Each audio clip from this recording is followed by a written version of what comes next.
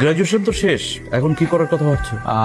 ব্যবসা। আমি অলরেডি একটা ব্যবসা শুরু করেছি, খুব ভালো যাচ্ছে আলহামদুলিল্লাহ। ব্যবসা? কিন্তু এটা তো কোনো ফিউচার নেই, খুবই রিস্কি। কারো কপাল খোলে, আবার কারো কপাল খোলেই না। চাটা খেয়ে যেও। আঙ্কেল আমাদের শেষ, তোমার সাথে আমার কথা শেষ।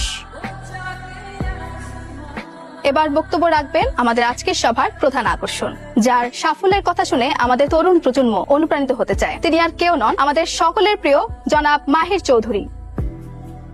Thank you. একটা সময় আমিও আপনাদের জায়গায় ছিলাম, এই সিটগুলোতেই বসেছিলাম। তো আজকে ভাবলাম আমার লাইফের কিছু অভিজ্ঞতা আপনাদের সাথে শেয়ার করি।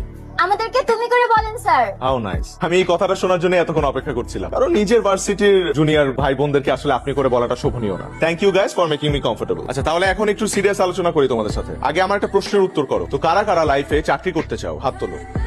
বাহ, অলমোস্ট সবাই হাত তুলেছে, শুধুমাত্র তুমি আর তোমরা তিনজন বাদে, রাইট? ওকে, হাত নামাতে পারো। তোমরা তিনজন চাকরি না করে কি করতে চাও? বিজনেস।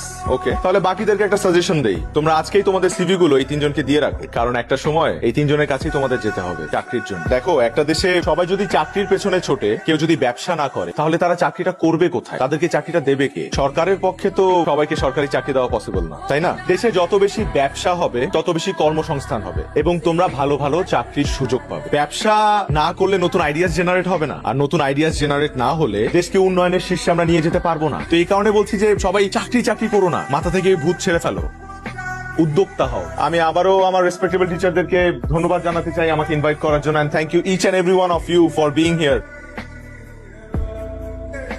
স্যার কিছু বলতে চাই। হ্যাঁ, বলো না। আমরা আসলে আপনার সাকসেসের গল্পটা শুনতে চাই। আমার গল্প?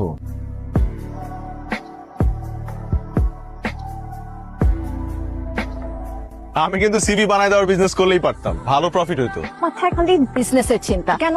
তুমি নিজে চাকরির জন্য ট্রাই করলে কি হয়? আমি চাকরির জন্য কেন ট্রাই করব? আমি তো চাকরিই করব না, যে আমি বিজনেস করব, and I want to be a very very successful entrepreneur. আহা, এটা তো সেই ফার্স্ট ইয়ার থেকে শুনতেছি। বিজনেসটা করবে, এত টাকা কই পাবা তুমি? শোনো, বিজনেস করার জন্য টাকা লাগে না বোকা, তবে দুইটা জিনিস লাগে। কোন দুটা জিনিস লাগে? নাম্বার 1 একটা unique idea, and number 2 networking. মানলাম, যা করো বুঝে শুনে করো। আমার কেন জানি মনে হয় তুমি একটা রিস্ক নিতে যাচ্ছ। ডোন্ট ওয়ারি, আমি বাড়ি থেকে ফিরেই একটা বিজনেস শুরু করব। তো বাবা মার সাথে দেখা করতে যাচ্ছি। ক্যাম্পাসটা অনেক মিস করবো। আর আমাকে? তুমি তো আছোই লাইফে। পড়া তো শেষ করছো, এখন কি করবা ভাবছো কিছু? নাকি ওই ব্যবসাতে আটকা থাকবা, না চাকরি বাকরি কিছু করবা? চাকরি বাকরি কেন দেখবো? দুটোই করুক না। না, এটা করার দরকার নাই।